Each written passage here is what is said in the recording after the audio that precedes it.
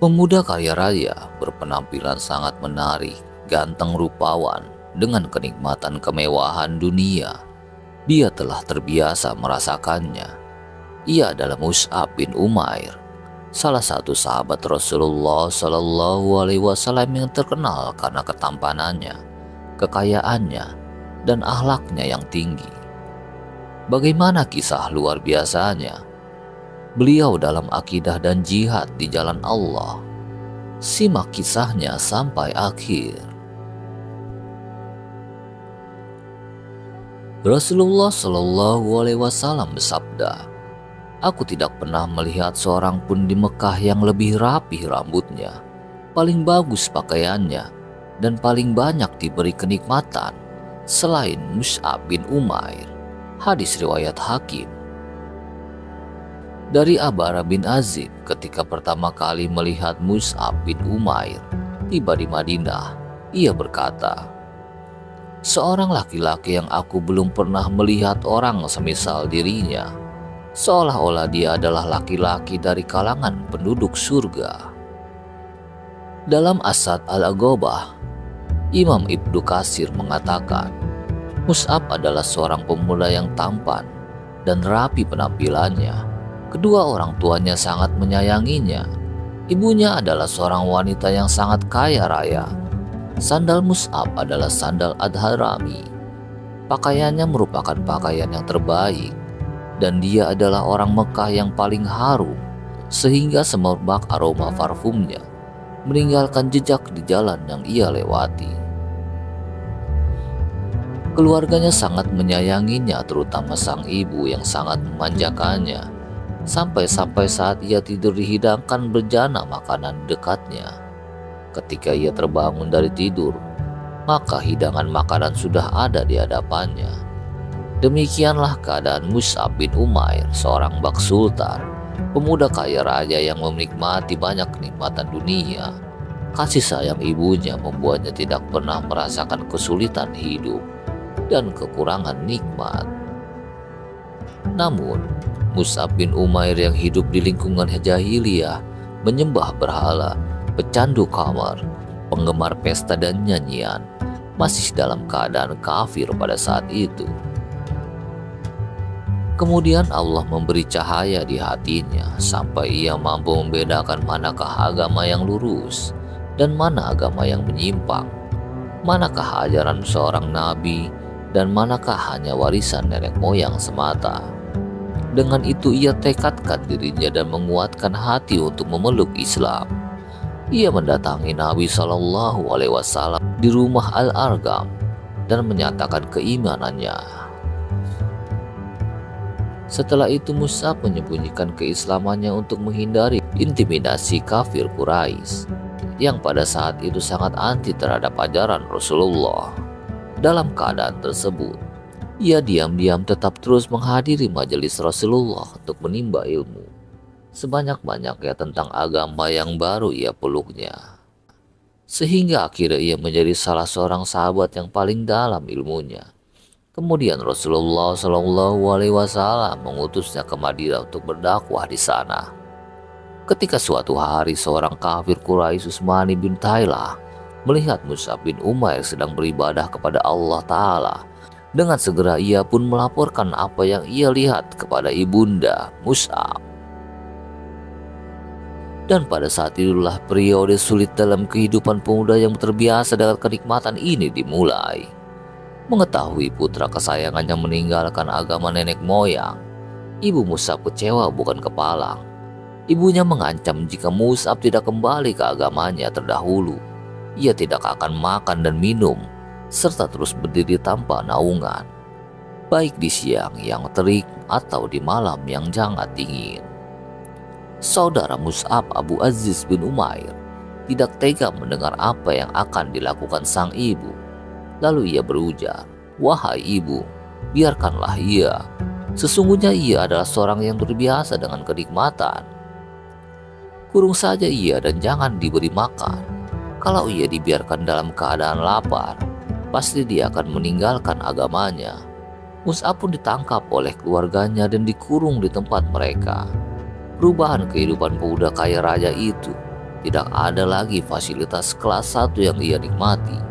Pakaian, makanan, dan minumannya semuanya berubah. Hari demi hari siksaan yang dialami Mus'ab kian bertambah. Tidak hanya diisolasi dalam kurungan, Mus'ab juga mendapatkan siksaan berat secara fisik.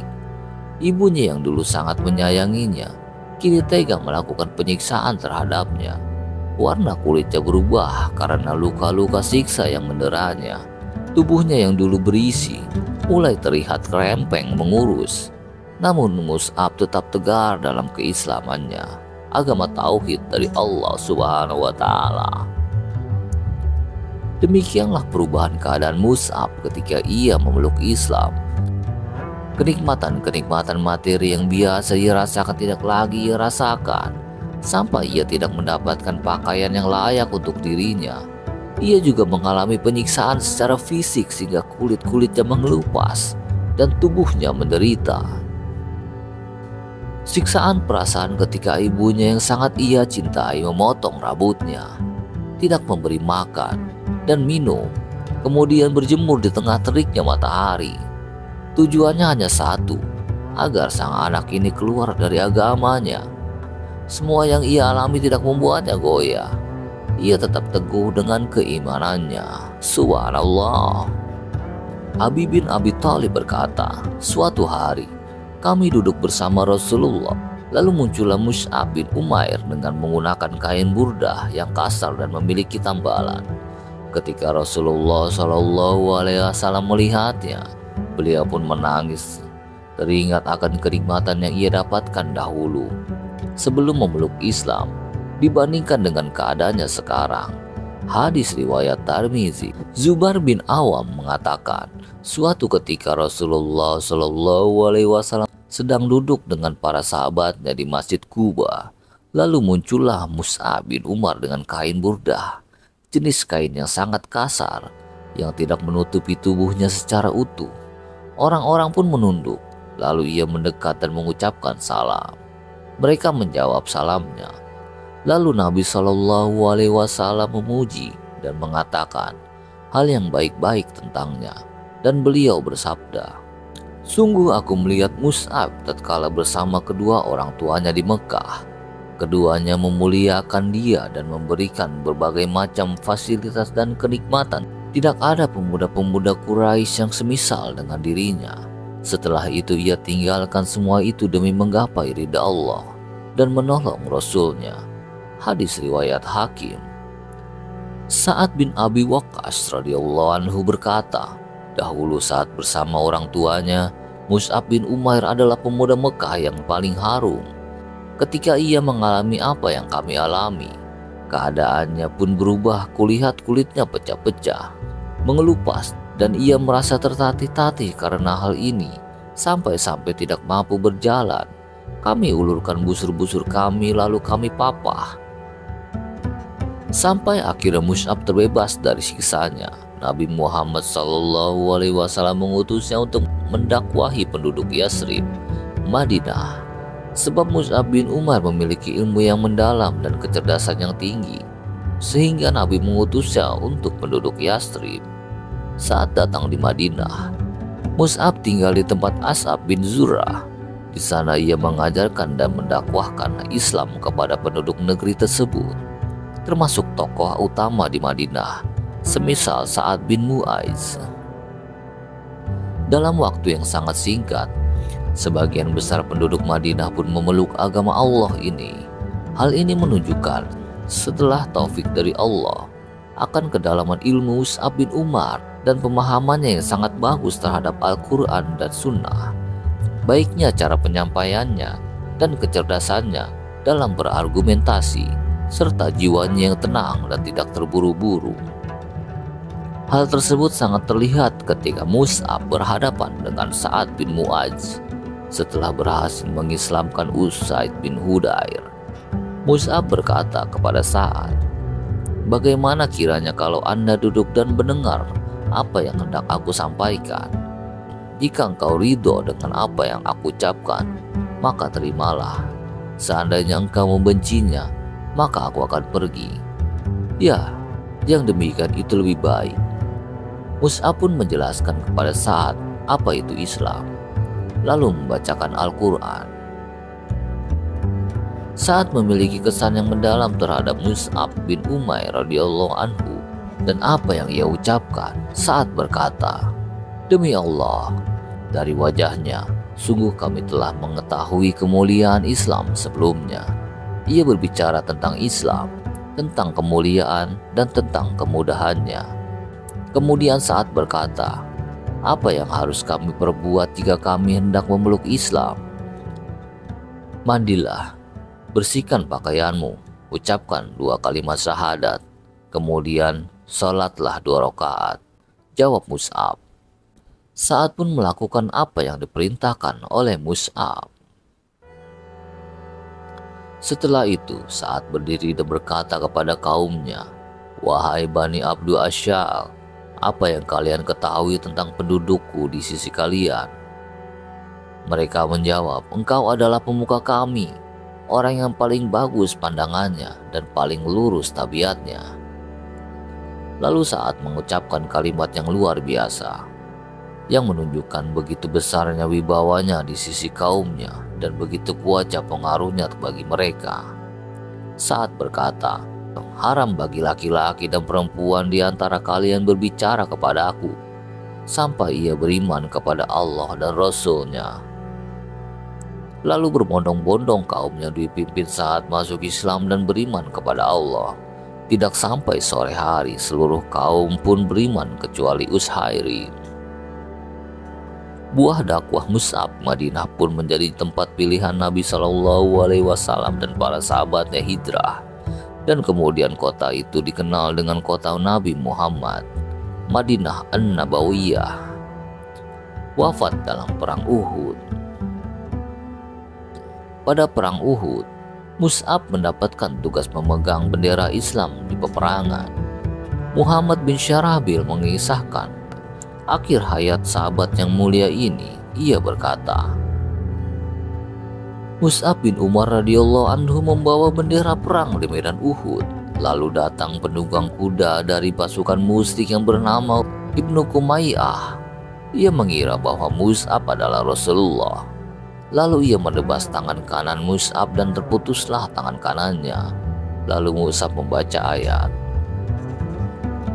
'Muhammad itu tidak lain hanyalah Rasul. Sungguh telah berlalu sebelumnya beberapa orang Rasul.' Quran Surat Ali Imran 144. Bendera pun ia pegang dengan tangan kirinya. Lalu Ibnu Kumayyah datang kembali dan menebas tangan kirinya hingga terputus. Mus'ab menekap bendera tersebut di dadanya sambil membaca ayat yang sama. Muhammad itu tidak lain hanyalah seorang Rasul. Sungguh telah berlalu sebelumnya beberapa orang Rasul. Quran Surat Ali Imran 144. Kemudian anak panah merobohkannya dan terjatuhlah bendera tersebut. Setelah Mus'ab gugur, Rasulullah menyerahkan bendera pasukan kepada Ali bin Abi Thalib. Lalu sang kafir Ibnu Kumayyah kembali ke pasukan Quraisy dan dengan bangga mengabarkan, "Aku telah membunuh Muhammad."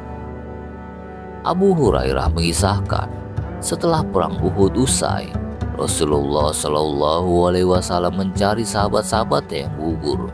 Saat melihat jasad Mus'ab bin Umar yang syahid dengan keadaan yang menyedihkan, beliau berhenti lalu mendoakan kebaikan untuknya. Kemudian beliau membaca ayat, "Di antara orang-orang mukmin itu ada orang-orang yang menepati apa yang telah mereka janjikan kepada Allah. Maka di antara mereka ada yang gugur, dan di antara mereka ada pula yang menunggu-nunggu dan mereka tidak berubah janjinya." Quran Surah Al-Ahzab ayat 23. Setelah itu beliau berkata kepada jasad Mus'ab, "Sungguh aku melihatmu ketika di Mekah. Tidak ada seorang pun yang lebih baik pakaiannya dan rapi penampilannya daripada engkau. Dan sekarang rambutmu kusut dan pakaianmu kain burdah. Tak sehelai pun kain untuk kafan yang menutupi jasadnya, kecuali sehelai burdah. Andainya ditaruh di atas kepalanya, terbukalah kedua kakinya. Sebaliknya, bila ditutupi ke kakinya, terbukalah kepalanya. Sehingga Rasulullah Shallallahu Alaihi Wasallam bersabda, tutupkanlah sebagian kepalanya dan kakinya tutuplah dengan rumput. Mus'ab wafat setelah 32 bulan hijrah Nabi ke Madinah. Saat itu usianya 40 tahun. Para sahabat mengenang Mus'ab bin Umair.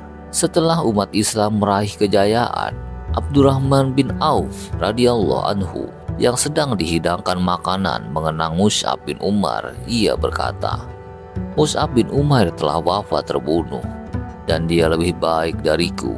Tidak ada kain yang menutupi jasadnya kecuali burdah. Hadis riwayat Bukhari. Sangat panjang kisah hidup Mus'ab menuju syahid. Tak lekang badai kesengsaraan yang ia terima setelah memeluk Islam. Ia tinggalkan semua kesenangan dunia demi agama Allah yang ia bela sampai akhir hayatnya. Ia adalah di antara pemuda yang paling tampan dan kaya di kota Mekah. Ketika Islam memeluk hatinya, ia jual dunianya dengan kekalnya kebahagiaan akhirat. Subhanallah.